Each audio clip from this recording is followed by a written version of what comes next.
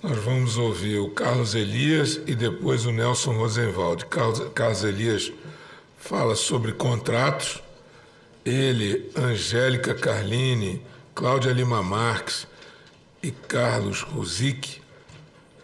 E logo depois o Nelson Rosenwald vai falar sobre responsabilidade civil, enriquecimento sem causa, trabalho das duas subcomissões. Primeiro, Carlos Elias com contratos. Ministro Luiz Felipe Salomão, muito obrigado pela oportunidade. Queria parabenizá-lo pela condução equilibrada e sensata e totalmente amistosa dessa comissão, que conseguiu entregar relatórios extremamente aprofundados, com muitas propostas, mas todas dentro de um equilíbrio de uma reforma do Código e não de um novo Código. Então, as alterações que a Comissão de Contratos e as demais também, pelo que eu pude perceber, seguiram esse caminho da sobriedade na intervenção legislativa. Senhores relatores gerais, professor Flávio Tartucci e querida professora Rosa Neri, queria também, em nome da nossa comissão, agradecer a presença contínua nas nossas reuniões e nos nossos grupos de WhatsApp, a intervenção sábia de cada um de Vossas Excelências colaborou muito para que o trabalho fosse conduzido de uma forma também bem adequada. Queria também agradecer aos meus queridos colegas aqui do Senado, a nossa querida Lenita, nosso querido Gabriel, nosso querido Leandro, grande Breno também, querido amigo, pela dedicação que fez com que esse trabalho, no final das contas, pudesse chegar a bom termo. E também queria aproveitar que o ministro Noronha se encontra aqui para agradecê-lo, porque a verdade é que essa reforma, apesar de ter sido segmentada em várias comissões, nós devemos muito ao ministro Noronha pelo protagonismo que ele teve em todas as jornadas de direito civil, tanto na promoção como nos debates, além dos julgados também que nos inspiraram. Então, todos os trabalhos das comissões têm muito da contribuição incansável para o direito civil de Vossa Excelência. Então, feitas essas considerações, quero realçar que o trabalho das nossas comissões contou com a participação absolutamente intransigente de todos os membros. A professora Cláudia Lima Marques teve uma atuação incrível, assim como a professora Angélica Carlini e o professor Eduardo Pianoves. Todos tiveram uma dedicação extremamente intensa, foram trabalhos até em finais de semana, reunião domingo, hora do almoço, 7 da manhã, mas procuramos fazer com que todos os dispositivos fossem estressados, vamos dizer assim, nos argumentos, para que subisse para a relatoria geral uma proposta digerível e agradável. E queria só destacar, evidentemente foram 101 propostas que nossa comissão levantou, não vou tratar de todas aqui porque seria absolutamente inviável, mas queria destacar algumas.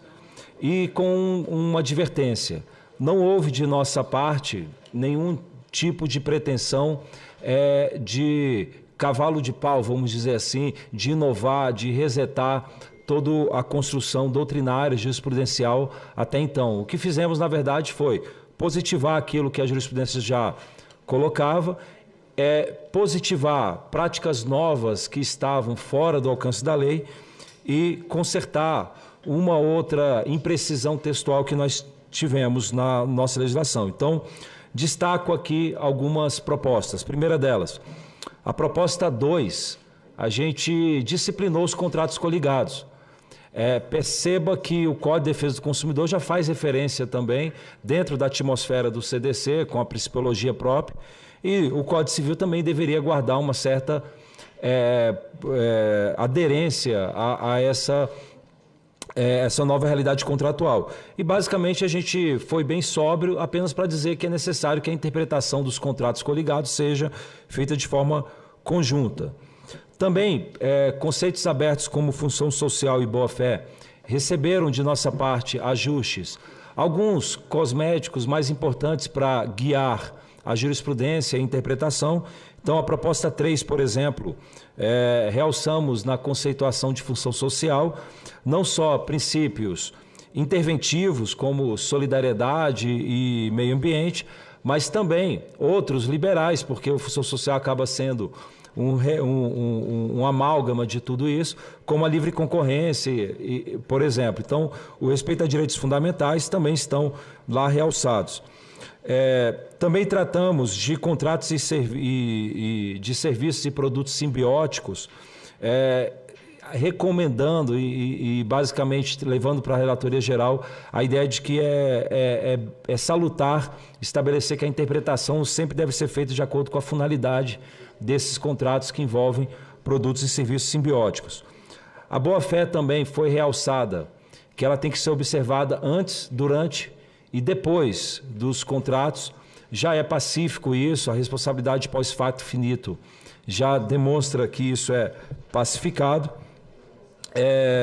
Em vícios redibitórios também, que é a proposta 16, fizemos um ajuste que basicamente envolveu duas perspectivas. A primeira delas é prever que o adquirente de um produto ou de uma coisa com algum vício tem o direito também de exigir o conserto.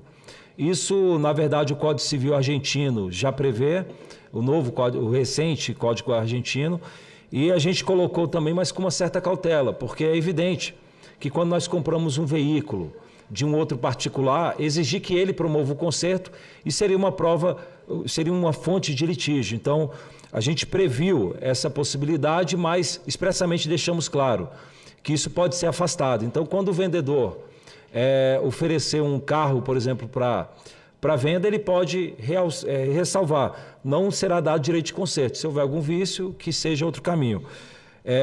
Basicamente, essa foi a solução que a nossa comissão trouxe e, paralelamente, que é a segunda perspectiva, escalonamos os prazos decadenciais.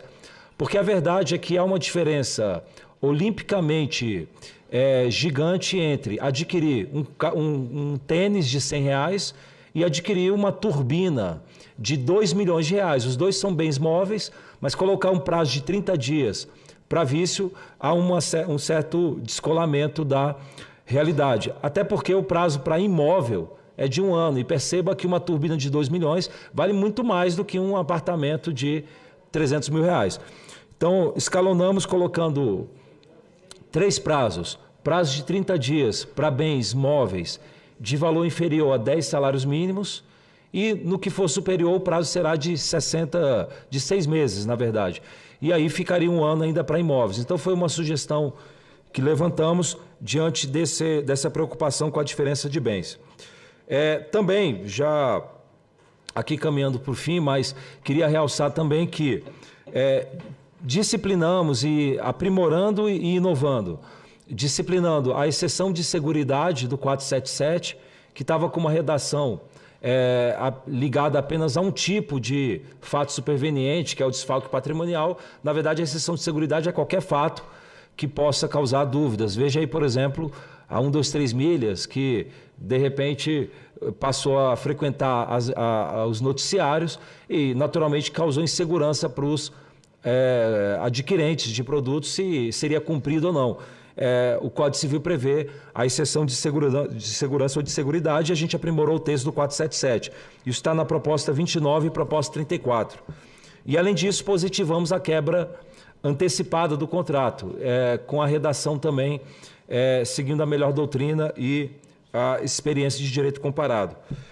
A revisão contratual, e aqui deixo o meu agradecimento ao nosso querido professor José Fernando Simão, que na relatoria da Comissão de Obrigações nos atribuiu o artigo 317 pela grande pertinência temática que ele guarda com o artigo 478.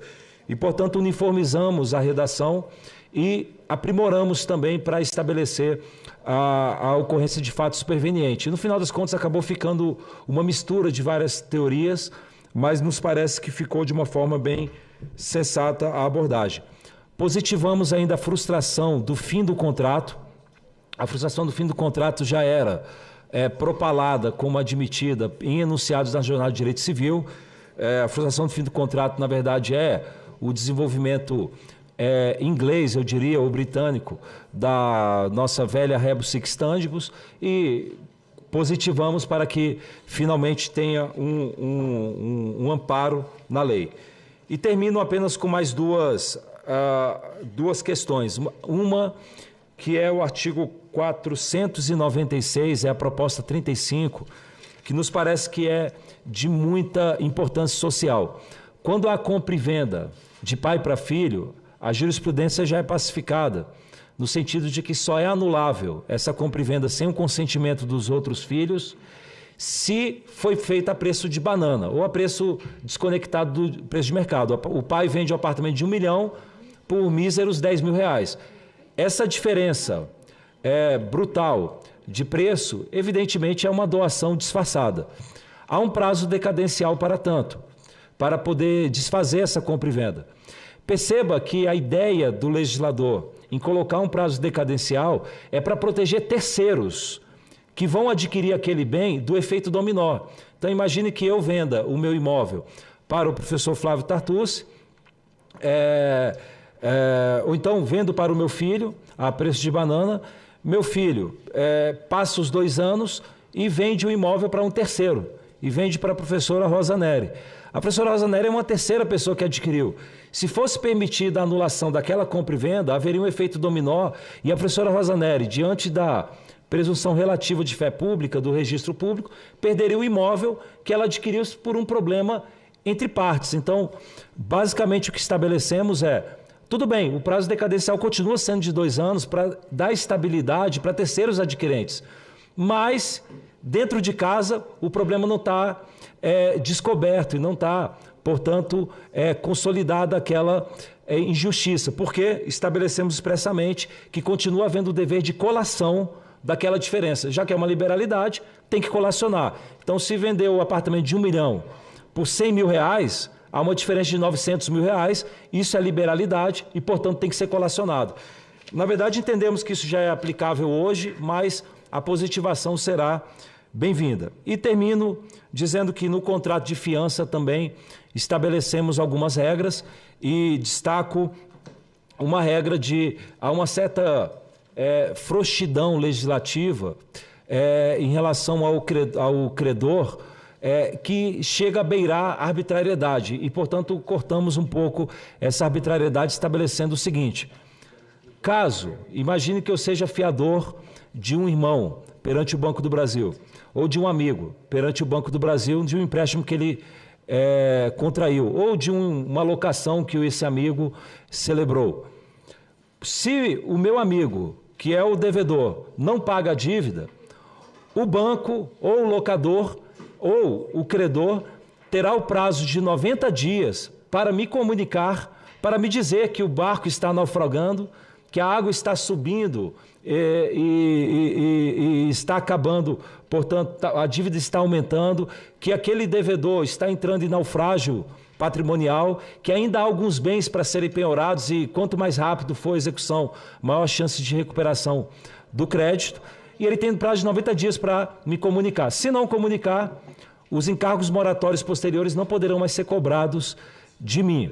E, além disso, ele também tem a obrigação de, dentro desse prazo de 90 dias, executar e cobrar a dívida de forma forçada, para poder, evidentemente, pegar os restos de patrimônio que ainda há, porque aquele inadimplemento, na verdade, é o sinal de câncer terminal e quanto mais rápido chegar, talvez maior chance de eventual recuperação de um ou outro ativo.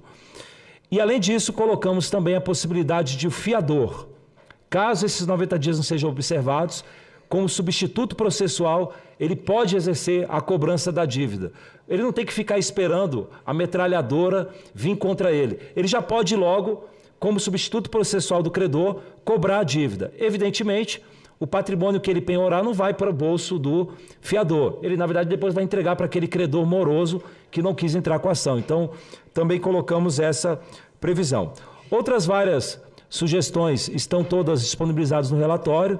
Agradecemos muito a regência magistral dos nossos queridos professor Flávio Tartus e professora Rosa Neri, que estiveram nos guiando com luzes muito candentes e adequadas para o nosso trabalho. Muito obrigado. Obrigado, professor Carlos Elias. Nós gostaríamos também de saudar a professora Angélica Carline, a professora Cláudia Lima Marques, o professor Carlos Pianovski pelo trabalho. Nós acompanhamos de forma muito próxima as proposições. E aí, voltando à fala inicial, ministro Noronha, os dois tópicos, quebra antecipada do contrato e exceção de inseguridade, vêm das jornadas de direito civil, numa redação muito próxima, inclusive, dos enunciados que foram aprovados.